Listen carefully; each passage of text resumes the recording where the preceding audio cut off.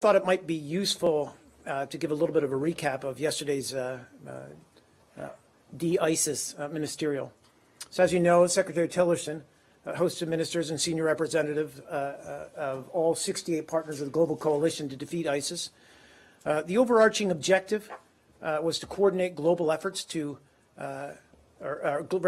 coordinate global efforts behind President Trump's goal to ensure the utter destruction of this barbaric group and to prevent it from returning in any form. In his remarks, the Secretary laid out his vision for a more effective campaign to defeat ISIS on the battlefield, provide the stabilization support needed to ensure that ISIS cannot return, and in particular, emphasize the importance of accelerating our efforts to combat ISIS in cyberspace as aggressively as we are on the ground in Iraq and Syria, in order to prevent it from spreading its message and recruiting new followers online. Secretary also noted the more than $2 billion that was identified by coalition partners for humanitarian stabilization and demining needs, and he called on all partners to rapidly fulfill their commitments.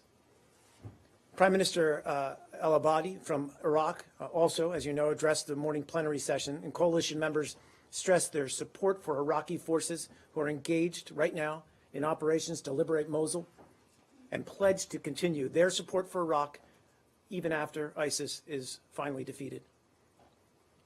Following the morning session, Secretary Tillerson hosted a working lunch for coalition delegations where he was joined by the Secretary of Defense, James Mattis, Treasury Secretary Stephen Mnuchin, and Homeland Security Secretary John Kelly, along with the Director of National Intelligence, Dan Coates, CIA Director Mike Pompeo, and the Assistant to the President and Deputy National Security Advisor Katie McFarland, as well as the Assistant to the President for Homeland Security and Counterterrorism, Tom Bussert.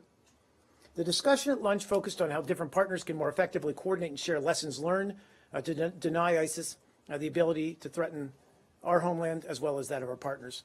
The lunch also featured a more in-depth discussion of countering ISIS's poisonous ideology in the Middle East region, both through television as well as through social media. And the Secretary in this session stressed the U.S. commitment to an integrated and whole-of-government approach to defeating ISIS, as exemplified by the other U.S. government attendees to that lunch, and called on partner nations to similarly integrate their own departments and agencies to the extent possible and to increase information sharing within the global coalition. In an afternoon session, Secretary Tillerson hosted the coalition's small group and was joined by Secretary of Defense Mattis and Director of National Intelligence Coates. The participants discussed how to strengthen coordination and intensify the campaign against ISIS, both in its core base in Iraq and Syria, as well as its affiliates in other countries.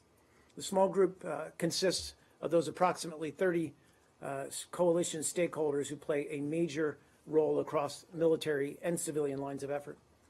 Throughout the day, the Secretary reaffirmed the United States' singular commitment to work with partners in this fight and was encouraged by the commitment and unity that coalition partners exhibited at this historic gathering.